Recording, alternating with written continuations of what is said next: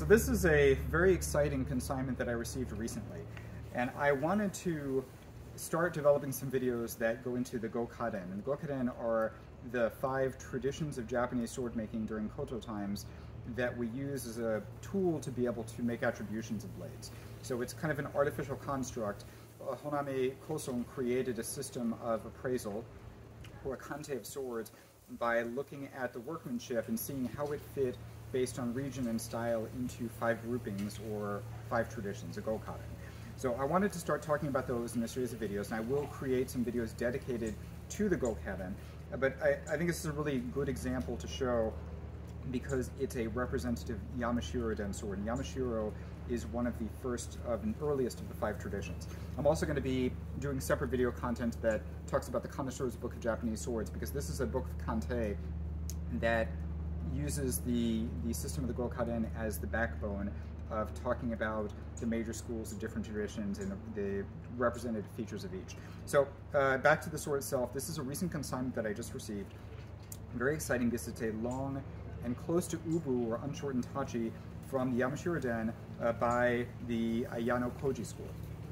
Ayanokoji school is one of the earliest of the Yamashiro schools. So Yamashiro sword making work started with Sanjo Munechika. Sanjo Munechika was a swordsmith who worked during the Heian period, and Yamashiro-den refers to work around Kyoto.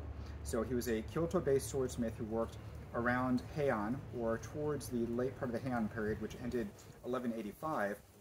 And from Sanjo Munechika, you continue with the Sanjo school, and then some of the really famous and major mainline Yamashiro schools, which are the Ayanokoji, Awataguchi, and the Rai school.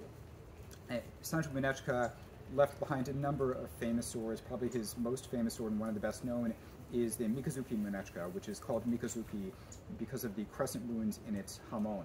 But you see some of the same features from Sanjo and Sanjo Munechika and the Sanjo school into some of the later Yamashiro-based schools as well, including the Ayanokoji school. Ayanokoji school tends to be dated to the middle Kamakura and into the late part of the Kamakura period.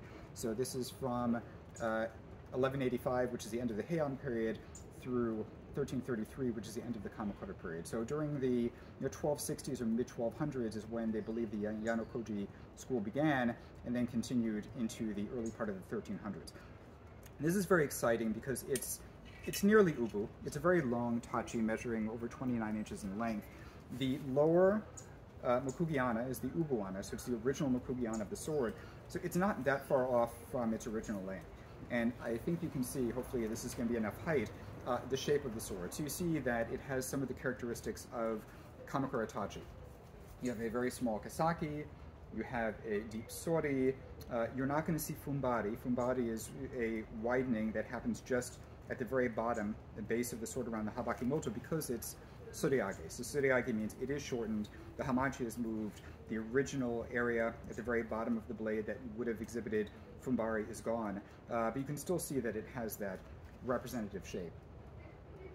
In terms of the workmanship, Ayanokoji, like other early Yamashiro, will tend to have have hamon with kochoji, so very fine, small choji, a lot of workings, a lot of hataraki in the blade. The jihada will be koitame, so tightly forged, and then you'll see areas of yubashiri, which are clusters of mie that appear like melting sugar within the ji. Also very rare to see such an early tachi as this with an intact boji. So the sword does have some worn areas to it. There is a bit of coarse jihada or rougher forging, but considering the age of the sword, it is acceptable within the time period that they believe it has been made. This sword was healthy enough to be receiving the Tokubeto Hozon Kanteisho from the MBTHK. So Tokubeto Hozon is one of the 4 levels of Kanteisho that the MBTHK award.